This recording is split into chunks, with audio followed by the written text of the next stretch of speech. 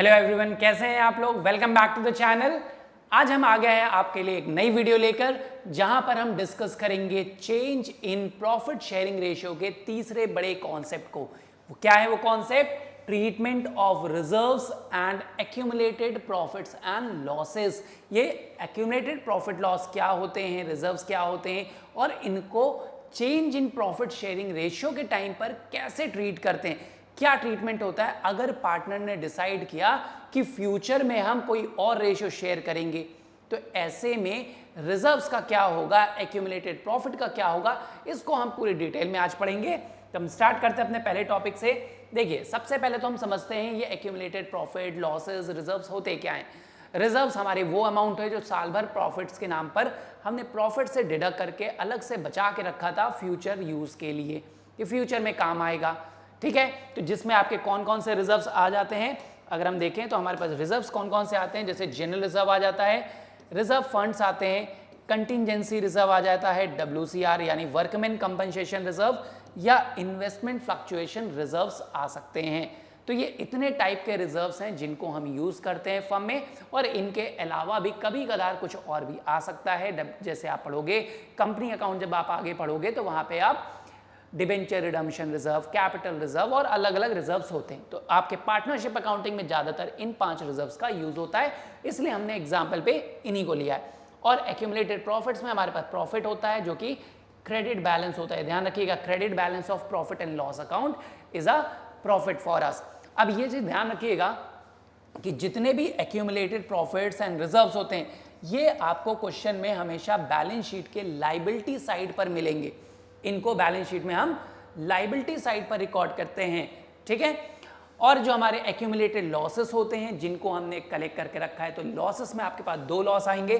Profit and loss account का अगर debit balance दिया है तो वो हमारा एक्यूमुलेटेड लॉस होगा, और अगर कोई भी डेफर्ड रेवेन्यू एक्सपेंडिचर है, डेफर्ड रेवेन्यू एक्सपेंडिचर हमने चैप्टर नंबर 2 की वीडियो में पढ़ा था, क्लास 11 की, तो वहां पर आप देखोगे तो डेफर्ड का मतलब क्या बताया था, फ्यूचर से रिलेटेड जो भी रेवेन्यू एक्सपेंडिचर है, ऐसा रेवेन्यू एक्सपेंडिचर जो कि फ्यूचर में हमको बेनिफिट देता है, लॉन्ग टर्म तक बेनिफिट देगा। जैसे एडवर्टीजमेंट एक्सपेंडिचर्स, आपने कहा ना डेफर्ड रेवेन्यू एक्सपेंडिचर में आपका हैवी एडवर्टीजमेंट आ सकता है, तो एडवर्टीजमेंट एक्सपेंडिचर आ जाए, और या फिर एडवर्टीजमेंट सस्पेंस अकाउंट के नाम से आ जाए।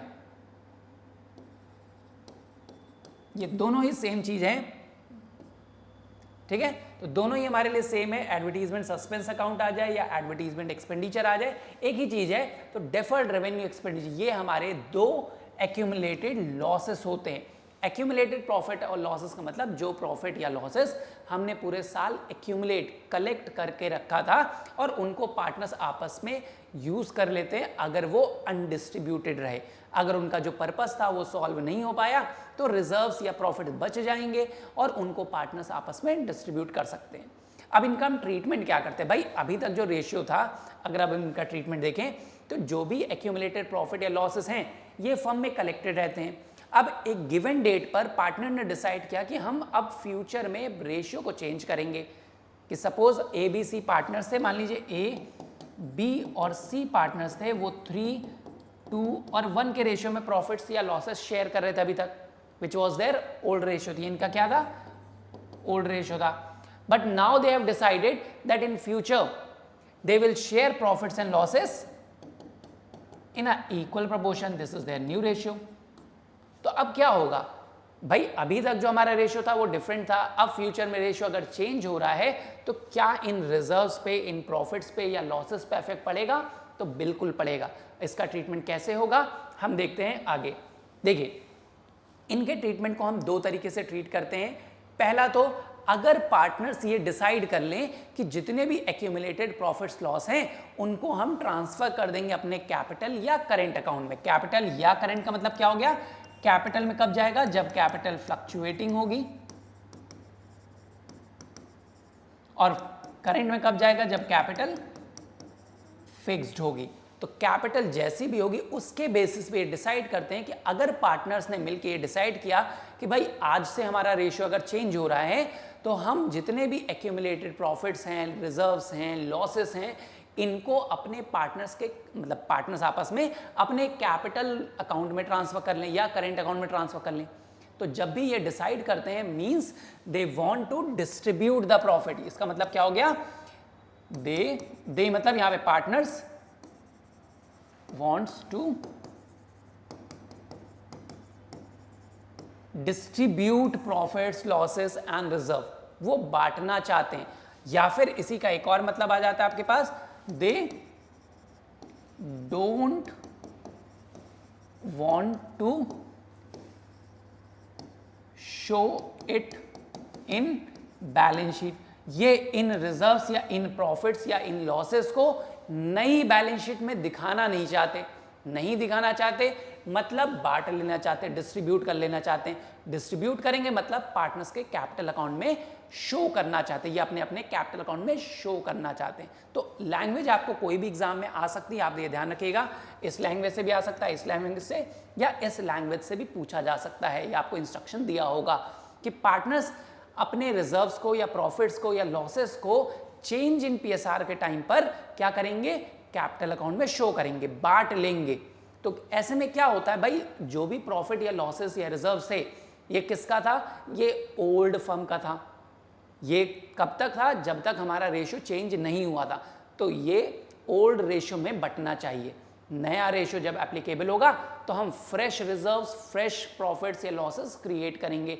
तो अभी तक का जितना भी एक्यूमुलेटेड प्रॉफिट लॉस है, पार्टनर ये डिसाइड करते हैं कि इसको हम लोग ओल्ड रेशियो में आपस में बांट लेते हैं, खत्म करते हैं।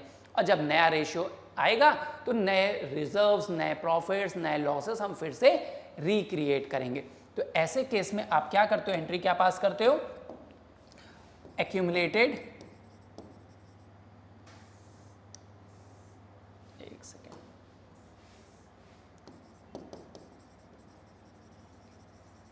फॉर एक्यूमुलेटेड प्रॉफिट्स आप क्या एंट्री पास करोगे, अगर प्रॉफिट्स हैं तो पार्टनर्स के अकाउंट में क्रेडिट होगी। तो आप क्या एंट्री बनेगी इस केस में, जो भी एक्यूमुलेटेड प्रॉफिट्स हैं या रिजर्व्स हैं उनका अकाउंट आप डेबिट करके किसको क्रेडिट कर दोगे, old partners capital account. Old partners के कैपिटल अकाउंट में क्रेडिट कर लो और इन ओल्ड रेशियो। तो आप क्या करोगे, जितने भी एक्यूमुलेटेड प्रॉफिट्स या लॉसेस हैं, जैसे रिजर्व्स में आपके general reserve, reserve fund, WCR, IFR या P&L का डेबिट जो क्रेडिट बैलेंस हो, उन सबको डेबिट कर दो और वो अमाउंट पार्टनर्स के कैपिटल अकाउंट में हम क्रेडिट कर देते हैं। पार्टनर्स के अकाउंट में किस रेशियो में क्रेडिट करेंगे, ओल्ड रेशियो में। ये ओल्ड पार्टनर्स ने डिसाइड किया कि जितना भी एक्यूमुलेटेड प्रॉफिट लॉस है हम उसको आपस में बांट के खत्म कर देते हैं। और अगर एक्यूमुलेटेड लॉसेस हैं हमारे पास,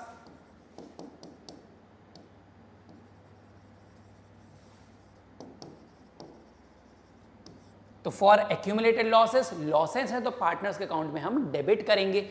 तो old partners capital account debit to जो भी एक्यूमुलेटेड लॉसेस है हमारे पास।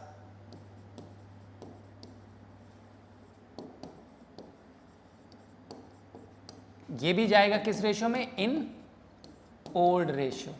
तो ओल्ड रेशियो में आप पार्टनर्स के अकाउंट को, कैपिटल या करेंट यहां दोनों हो सकता है, आप ये ध्यान रखिएगा, ये डिपेंड करेगा उनके कैपिटल पे। तो कैपिटल होना है या करेंट अकाउंट होना है, ये डिपेंड करेगा कि कैपिटल फिक्स्ड है या फ्लक्चुएटिंग है। ठीक है, तो कैपिटल या करेंट अकाउंट आप ध्यान रखिएगा, दोनों ही आ सकता है, डिपेंड्स कि कैपिटल फिक्स्ड है या फ्लक्चुएटिंग।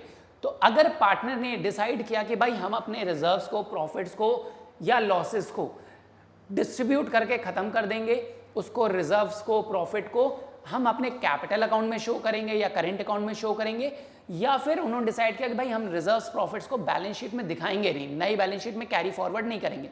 तो ऐसे में आप क्या करोगे, जितने भी एक्यूमुलेटेड प्रॉफिट लॉसेस हैं उनको ओल्ड पार्टनर्स में ओल्ड रेशियो में दे देंगे।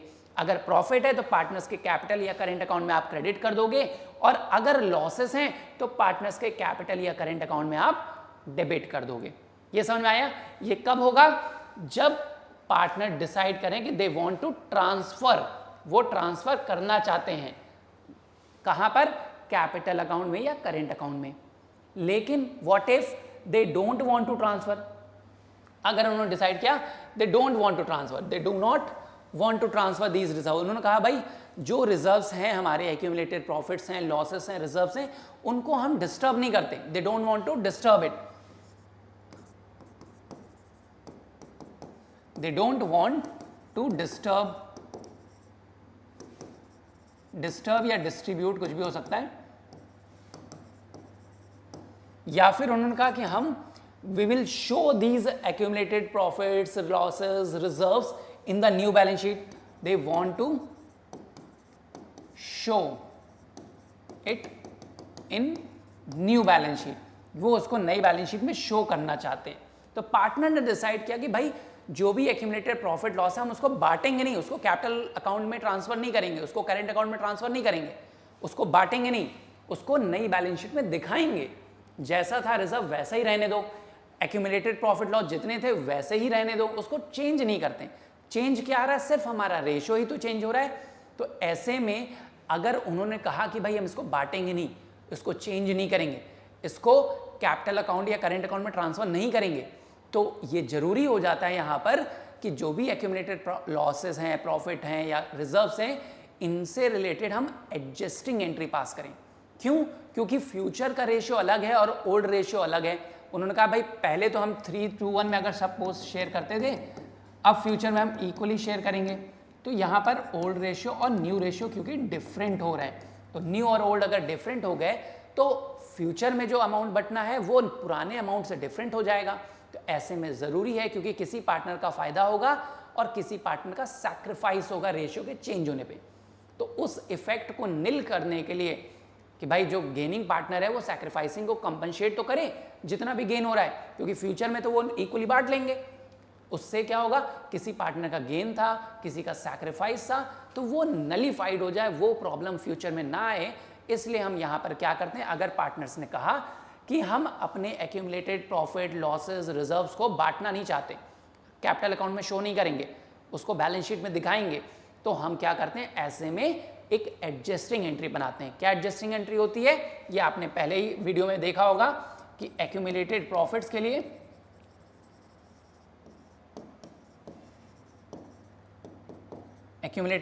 हम क्या एंट्री पास करेंगे, गेनिंग पार्टनर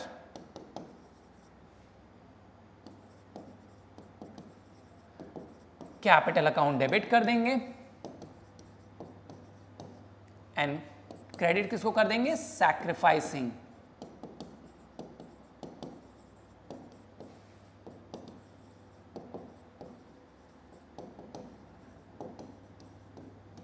और ये क्या हो गया, इन देयर गेन और सैक्रिफाइसिंग प्रपोर्शन।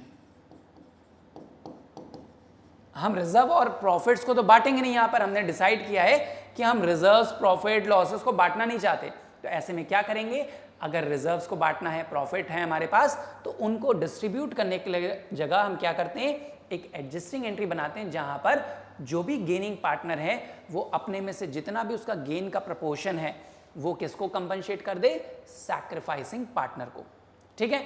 और अगर लॉसेस है, एक्यूमुलेटेड लॉसेस है हमारे पास,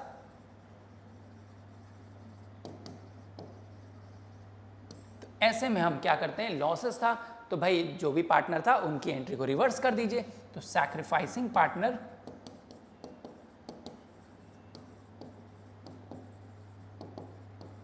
कैपिटल अकाउंट हम डेबिट कर देंगे और किसको क्रेडिट कर देंगे, गेनिंग पार्टनर।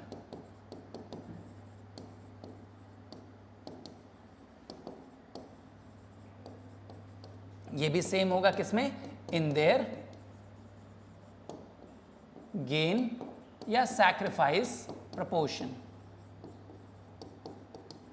एक चीज बस ध्यान रखिएगा कि यहां पर जो हम कैपिटल अकाउंट का यूज करें ये करंट भी हो सकता है।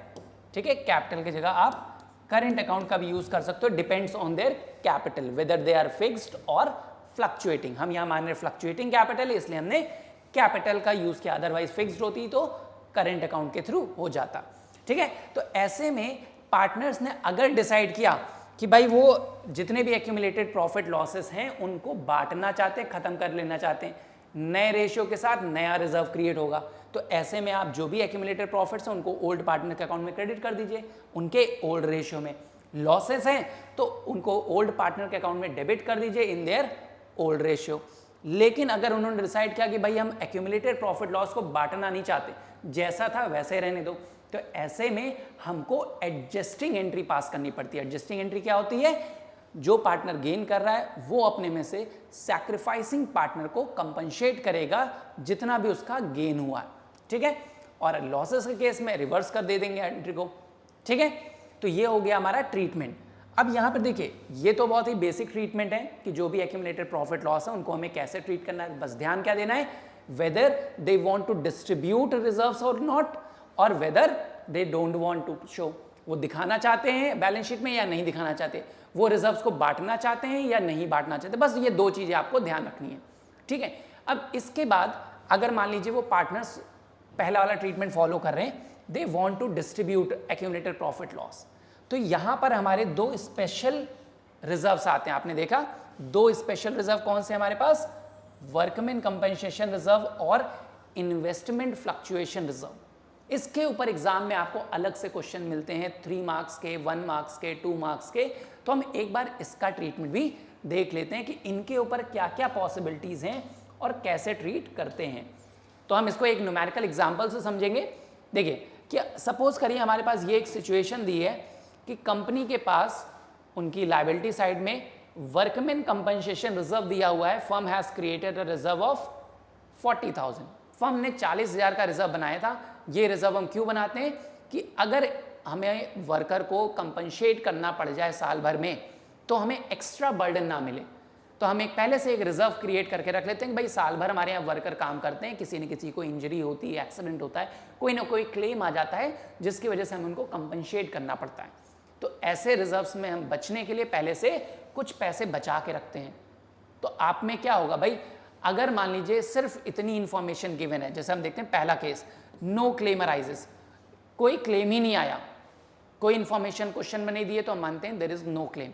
बैलेंस शीट में अगर सिर्फ रिजर्व है तो भाई रिजर्व्स क्या होते हैं, आपको in the absence of any information हम ये पार्टनर्स को बांट देंगे, किस रेशियो में, ओल्ड रेशियो में। रिजर्व है तो पार्टनर्स के अकाउंट में क्रेडिट कर देंगे। तो अगर आप पहला केस देखोगे तो अगर कोई इंफॉर्मेशन ना दी हो, जब कोई इंफॉर्मेशन ना हो या फिर कोई क्लेम ना आए, तो हम ये मानते हैं जो रिजर्व पूरा 40,000 का था ये पूरा बचा हुआ है, तो पूरे रिजर्व को ओल्ड पार्टनर्स के कैपिटल या करंट अकाउंट में क्रेडिट कर देंगे। तो क्या एंट्री हो जाएगी, workman compensation reserve account debit to old partners capital account. हम कैपिटल अज्यूम कर रहे हैं, यहाँ पे करंट नहीं मान रहे हैं, फिक्स्ड कैपिटल नहीं मान रहे हैं, फ्लक्चुएटिंग मान रहे हैं, और किस रेशियो में, इन ओल्ड रेशियो। तो आप सीधे सीधे जो 40,000 का रिजर्व है 40,000 को इन देयर ओल्ड रेशियो आप डिवाइड कर दोगे। तो ओल्ड पार्टनर्स जो भी होंगे XYZ जो भी रहेंगे उनको आप बांट दोगे, ठीक है। इसको अगर एग्जाम्पल के हिसाब से देखें तो हम अमाउंट देख लेते हैं, 40,000 एंड 40,000। ये 40,000 चला जाएगा किसमें, एक सेकेंड,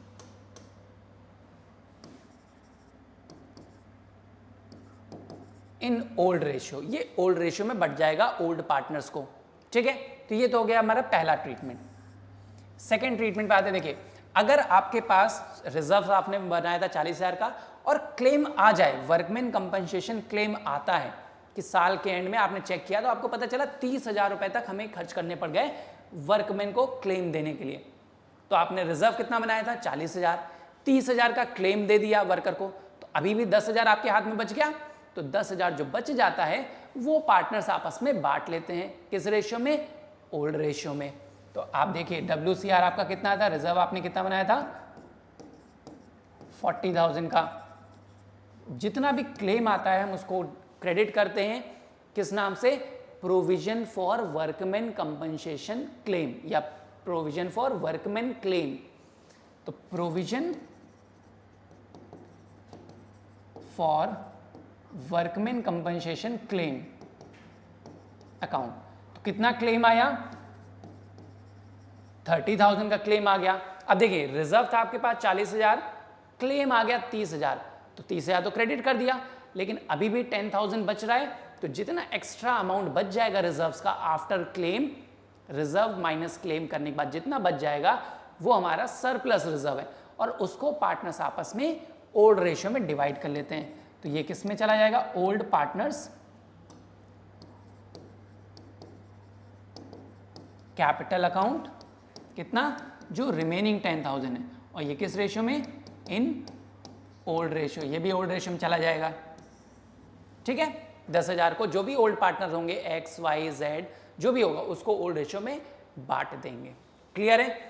थर्ड केस देखते हैं। थर्ड केस में अगर मान लीजिए आपका जो क्लेम अमाउंट आता है वो एग्जैक्टली द सेम हो जितना आपका रिजर्व था, आपने रिजर्व बनाया था 40,000 और जो वर्कमैन का क्लेम आ जाए वो भी 40,000 आ जाए, तो ऐसे में आप क्या करोगे भाई, रिजर्व तो आपने बनाया था 40,000 का, वर्कमैन कंपनसेशन रिजर्व आपके पास था 40,000 का, और क्लेम कितना आ गया, टू प्रोविजन फॉर, क्लेम को हम दिखाते हैं प्रोविजन के नाम से, provision for workman compensation claim, कितना आ गया 40,000 रुपए। तो देखिए 40,000 का रिजर्व था, पूरा पूरा क्लेम में चला गया, तो कोई पैसा बचा क्या, एक्स्ट्रा कुछ सरप्लस रिजर्व बचे, नहीं, तो कुछ भी रिजर्व नहीं बचता है। अगर आपका क्लेम अमाउंट रिजर्व अमाउंट के बराबर हो तो पूरा पूरा क्लेम एडजस्ट हो जाता है रिजर्व से और पार्टनर्स को कुछ भी नहीं मिलता। ऐसे में पार्टनर्स के कैपिटल अकाउंट में हम कुछ भी ट्रांसफर नहीं करेंगे, कुछ भी क्रेडिट नहीं करेंगे, क्योंकि कुछ भी बचा ही नहीं। देखिए 40,000 का रिजर्व था, 40,000 पूरा क्लेम में चला गया, तो एक्स्ट्रा कुछ भी नहीं बचा हमारे पास। Got it. अब आते हैं देखिए फोर्थ केस। फोर्थ केस को ध्यान से देखिएगा, ये इंपॉर्टेंट है आपके लिए। इसमें आप देखोगे तो आपका जो कंपनसेशन है वो था, रिजर्व जो बनाया था 40,000, लेकिन जो क्लेम आया वो आ गया 60,000। तो अगर claim amount is greater than the reserve तो आपके पास क्या होता है 20,000। देखिए यहां देखिए 60,000 का क्लेम आ गया, आपने बनाया था 40,000 का रिजर्व, तो 40,000 तो हम एडजस्ट कर देंगे, लेकिन जो 20,000 और क्लेम आया वो हमारी एक्स्ट्रा लाइबिलिटी है, और इसको हम शो करते हैं increase in the liability revaluation account में। तो workman compensation reserve account debit करेंगे, कितने से, रिजर्व था देखिए 40,000 रुपए का, क्रेडिट करेंगे to provision for workman compensation claim, कितने का 60,000 का क्लेम आया।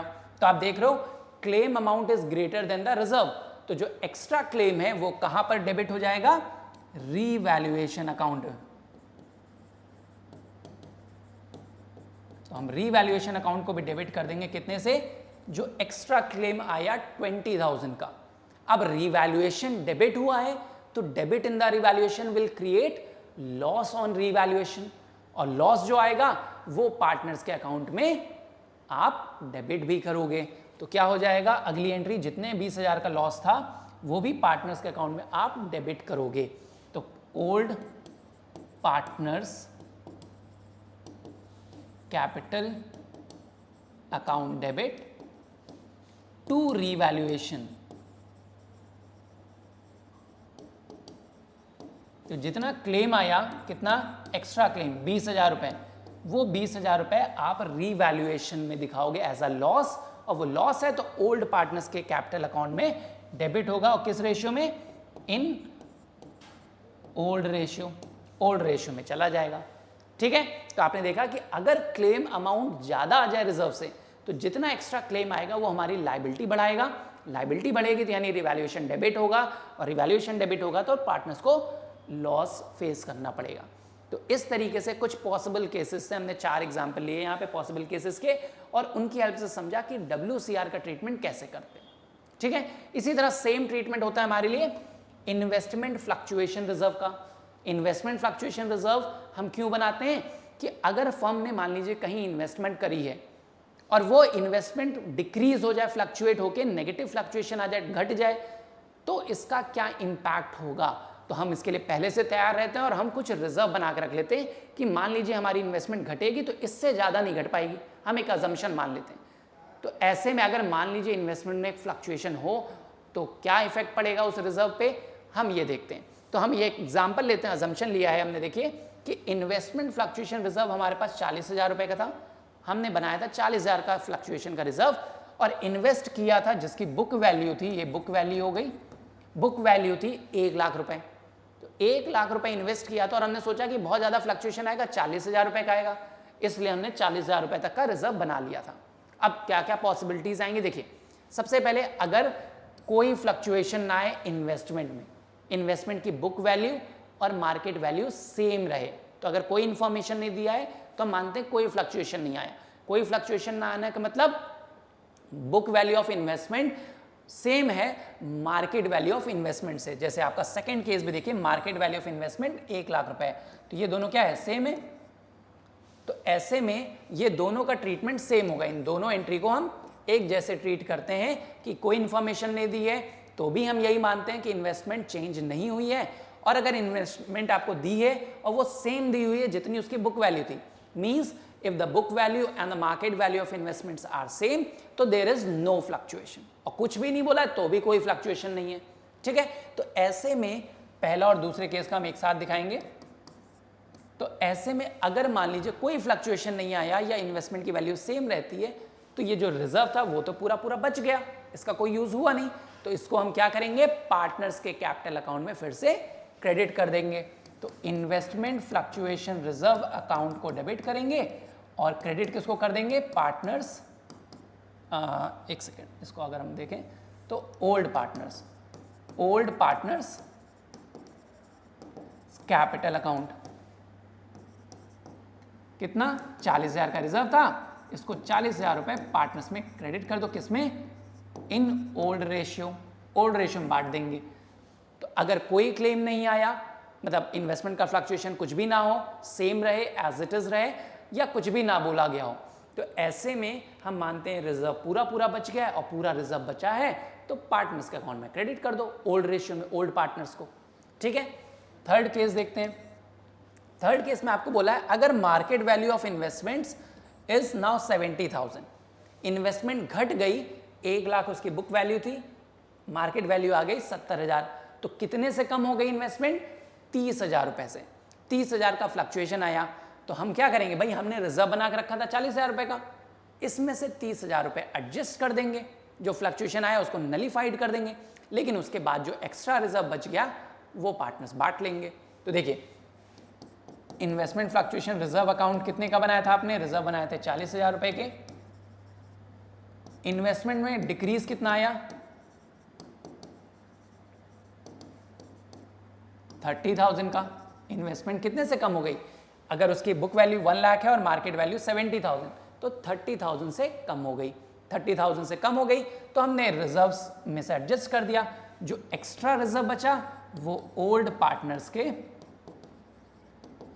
कैपिटल अकाउंट में हम क्रेडिट कर देंगे। कितना एक्स्ट्रा बचा, 10,000 रुपए, किस रेशियो में, ओल्ड रेशियो में। तो जो एक्स्ट्रा रिजर्व बचेगा हम उसको ओल्ड पार्टनर्स के कैपिटल अकाउंट में क्रेडिट कर देंगे इन देयर ओल्ड रेशियो। अगर एक्स वाई होंगे तो एक्स वाई में बांट दोगे, एक्स वाई जेड होंगे तो एक्स वाई जेड में बांट दोगे, जो भी ओल्ड पार्टनर्स है उनके ओल्ड रेशियो में, ठीक है। तीसरा केस हो गया।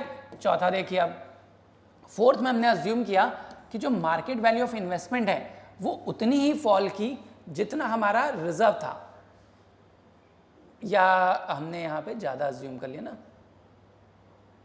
मान लीजिए इसको 60 मान लेते हैं, एक second, just let me change, इसको अगर हम 60 बना लेते हैं, ठीक है। अब चेंज करते हैं, तो अगर देखिए हमारी इन्वेस्टमेंट थी 1 लाख रुपए जिसकी बुक वैल्यू थी, इसकी मार्केट वैल्यू क्या हो गई है, 60,000, तो कितने से कम हो गई है, 40,000 से कम हुई, और रिजर्व कितना बनाया था, 40,000, तो पूरा पूरा रिजर्व एडजस्ट हो जाएगा। तो हमने रिजर्व कितना बनाया, देखिए IFR कितना था हमारे पास,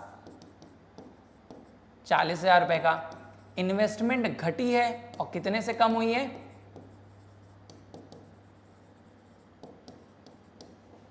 40,000 से कम हुई, तो पूरा रिजर्व तो एडजस्टमेंट में ही निकल गया। हमारी इन्वेस्टमेंट मार्केट वैल्यू अगर 60,000 हो जाए, 1 लाख से घट के 60,000, तो 40,000 से घटी, 40,000 जो घटी हमने रिजर्व बनाया था पूरा पूरा एडजस्ट हो गया। तो रिजर्व तो कब कुछ नहीं बचा, तो जब रिजर्व बचेगा नहीं तो पार्टनर्स को कुछ मिलेगा नहीं, ठीक है। फिर हम एक सिचुएशन देखते हैं, मान लीजिए इन्वेस्टमेंट की वैल्यू घटने की जगह बढ़ जाए। आपने जो इन्वेस्टमेंट घटाई है उसकी जगह ये बढ़ जाए, बढ़ जाएगी तो क्या प्रॉब्लम आएगा? देखिए पहले तो जो इन्वेस्टमेंट बढ़ी है, एसेट का बढ़ना रिवैल्यूएशन में हम शो करेंगे, तो रिवैल्यूएशन अकाउंट को क्या करोगे आप? इन्वेस्टमेंट बढ़ने के केस में क्रेडिट कर दोगे। तो एंट्री क्या आएगी? Investment account debit to revaluation account. कितने से बढ़ गई है? 20,000 रुपए से। इन्वेस्टमेंट 1 लाख की थी और 1,20,000 हो गई, तो 20,000 से बढ़ गई। रिवैल्यूएशन डेबिट हुआ है, सॉरी क्रेडिट हुआ है। अब रिवैल्यूएशन क्रेडिट हुआ था, उसका प्रॉफिट आएगा, तो रिवैल्यूएशन का प्रॉफिट पार्टनर्स के अकाउंट में आप क्रेडिट करोगे। तो रिवैल्यूएशन अकाउंट डेबिट, और जो भी प्रॉफिट है उसको ओल्ड पार्टनर्स कैपिटल अकाउंट में क्रेडिट कर दोगे। 20,000 रुपए का जो प्रॉफिट था वो पार्टनर्स के अकाउंट में आप बांट दोगे इन ओल्ड रेशियो, और जो रिजर्व था वो भी पूरा बच गया। भाई इन्वेस्टमेंट अगर बढ़ गई है तो कम तो हुई नहीं, तो पूरा पूरा रिजर्व हमारा बच गया, और रिजर्व बच गया तो वो भी पूरा पार्टनर्स में आप बांट दोगे। Investment fluctuation reserve account debit to old partners capital account. कितना रिजर्व था? 40,000 का रिजर्व था, वो पूरा पूरा बांट दोगे आप किस रेशियो में? ओल्ड रेशियो में। ठीक है, तो अगर इन्वेस्टमेंट की मार्केट वैल्यू बुक वैल्यू से बढ़ जाए, इंक्रीज हो जाए, तो आपको तो कोई लॉस ही नहीं है। इन्वेस्टमेंट बढ़ गई है तो रिवैल्यूएशन में जाएगा, रिवैल्यूएशन में जाएगा तो प्रॉफिट होगा, प्रॉफिट बटेगा पार्टनर्स को ओल्ड रेशियो में, और जो रिजर्व था वो पूरा पूरा 40,000 बच गया। ठीक है, इसके साथ एक सिचुएशन और हमें याद आ रही है, हम इसको भी दिखा देते हैं कि मान लीजिए मार्केट वैल्यू जो इन्वेस्टमेंट की थी वो डिक्रीज हो और रिजर्व जितना ज्यादा बना है उससे भी ज्यादा डिक्रीज हो जाए। मान लीजिए इसकी वैल्यू घट के हो जाए 40,000 रुपए, 40,000 हो गई। अब इस सिचुएशन में हम क्या करेंगे? तो देखिए अगर हमारा 6 केस देखते हैं, हम यहीं पे सॉल्व कर लेते हैं 6 केस। तो अगर इन्वेस्टमेंट रिजर्व हमने बनाया था कितना? 40,000 रुपए। तो investment fluctuation reserve account debit करिए, कितने का रिजर्व था? 40,000 का, और फ्लक्चुएशन कितना है इन्वेस्टमेंट में? इन्वेस्टमेंट घट गई, देखिए 1 लाख से 40,000 हो गई, तो कितने से कम हुई है? 60,000। तो 60,000 का फ्लक्चुएशन आया तो टू इन्वेस्टमेंट अकाउंट कितने की घट गई है? 60,000 से। अब जो एक्स्ट्रा फॉल आया है इन्वेस्टमेंट में वो कहां जाएगा?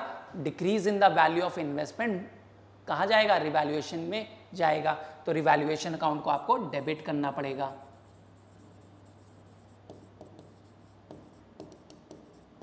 कितने से? 20,000 रुपए से। तो रिवैल्यूएशन डेबिट हो जाएगा। अगर इन्वेस्टमेंट घटी है और जितना रिजर्व बनाया था उससे भी ज्यादा फ्लक्चुएशन आ जाए, तो जो एक्स्ट्रा फ्लक्चुएशन है वो तो हम एडजस्ट कर नहीं पाएंगे, तो वो हम दिखाएंगे कि इन्वेस्टमेंट घट गई है और उसका इफेक्ट रिवैल्यूएशन पे जाएगा। रिवैल्यूएशन डेबिट होगा, तो रिवैल्यूएशन के डेबिट होने के बाद आप क्या करते हो? जो भी प्रॉफिट बचेगा इसको हम पार्टनर्स को कैपिटल अकाउंट में भी ट्रांसफर करेंगे। तो जो भी प्रॉफिट है रिवैल्यूएशन का उसको पार्टनर्स को old partners capital account debit करोगे, और टू रिवैल्यूएशन अकाउंट कितना? 20,000 रुपए। किसमें? In old ratio. तो ये भी एक छठा केस था हमने जिसको यहीं पे ले लिया। तो देखिए इन्वेस्टमेंट में 5-6 केसेस आ गए। जब इन्वेस्टमेंट कुछ ना दिया हो तो कुछ भी फ्लक्चुएट नहीं है, पूरा रिजर्व आप बांट दोगे। फ्लक्चुएशन हुआ है और जितना रिजर्व बनाया था उससे कम आया, तो जितना रिजर्व आया था उतना यूज कर लो, जितना फ्लक्चुएशन हो, जो एक्स्ट्रा रिजर्व बच जाए वो ओल्ड पार्टनर्स आपस में शेयर कर लेते हैं इन देयर ओल्ड रेशियो। अगर फ्लक्चुएशन रिजर्व में आया है, मतलब इन्वेस्टमेंट में फ्लक्चुएशन आया है और वो फ्लक्चुएशन उतना ही है जितना रिजर्व था, तो पूरा पूरा इन्वेस्टमेंट एडजस्ट हो जाएगा और रिजर्व से रिजर्व एक्स्ट्रा कुछ नहीं बचेगा, तो पार्टनर्स को तो कुछ नहीं मिलेगा। अगर इन्वेस्टमेंट बढ़ जाए घटने की जगह, तब तो अच्छी बात है कि इन्वेस्टमेंट बढ़ेगी तो रिजर्व तो पूरा पूरा बच गया, वो रिजर्व पार्टनर्स बांट लेंगे, और जो इन्वेस्टमेंट बढ़ी है तो रिवैल्यूएशन में क्रेडिट होगी, और रिवैल्यूएशन में क्रेडिट होगी तो पार्टनर्स के अकाउंट में प्रॉफिट जाएगा, क्रेडिट होगा। और लास्ट केस हमने देखा कि अगर मान लीजिए इन्वेस्टमेंट घट जाए और इतनी घट जाए कि रिजर्व जितना था उससे भी ज़्यादा फ्लक्चुएशन आ जाए, तो रिजर्व के बाद का जो फ्लक्चुएशन आएगा, जैसे इस केस में हमने 40 बनाया था लेकिन फ्लक्चुएशन कितना आया 60,000 का, तो 20,000 का जो एक्स्ट्रा फ्लक्चुएशन है वो रिवैल्यूएशन में दिखाओगे और रिवैल्यूएशन का लॉस है तो पार्टनर्स के अकाउंट में डेबिट भी करोगे। ठीक है, तो समझ में आया कि हमने एक्यूमुलेटेड प्रॉफिट लॉसेस को देखा आज क्या होते हैं। सबसे पहले स्टार्ट किया एक्यूमुलेटेड प्रॉफिट लॉस हैं कौन कौन से, हमारे ये एक्यूमुलेटेड प्रॉफिट्स होते हैं, रिजर्व्स होते हैं और ये लॉसेस होते हैं। इनका ट्रीटमेंट हम कैसे करते हैं, पहला देखा कि अगर वो बांटना चाहते हैं, रिजर्व्स को कैपिटल अकाउंट में ट्रांसफर करना चाहते हैं, तो सिंपली ओल्ड पार्टनर्स को ओल्ड रेशियो में आप बांट दीजिए। प्रॉफिट है तो उनके अकाउंट में क्रेडिट कर दीजिए और अगर लॉस है तो पार्टनर्स के अकाउंट में डेबिट कर दीजिए। सेकेंड आता है कि अगर वो नहीं बांटना चाहते, वो रिजर्व्स को शो करना ही नहीं चाहते नए बैलेंस मतलब पार्टनर्स के कैपिटल अकाउंट में, नए बैलेंस शीट में दिखाना चाहते हैं, तो ऐसे में आपको एडजस्टिंग एंट्री पास करनी जरूरी होती है। एडजस्टिंग एंट्री कैसे पास करते हैं, गेनिंग पार्टनर को डेबिट करके सैक्रिफाइसिंग पार्टनर को क्रेडिट कर देते हैं फॉर देयर गेन और देयर शेयर ऑफ सैक्रिफाइस, जितना भी उनका गेन सैक्रिफाइस प्रपोर्शन होगा। ठीक है, फिर हमने रिजर्व का ट्रीटमेंट पढ़ा, इन्वेस्टमेंट फ्लक्चुएशन का ट्रीटमेंट पढ़ा। आई होप आपको ये आज का वीडियो समझ में आया होगा। एक्यूमुलेटेड प्रॉफिट, लॉसेस, रिजर्व्स में अब आगे कोई कंफ्यूजन नहीं होगी। ठीक है, तो कीप स्टडिंग, हम अगली वीडियो में मिलते हैं। Till then bye bye, take care.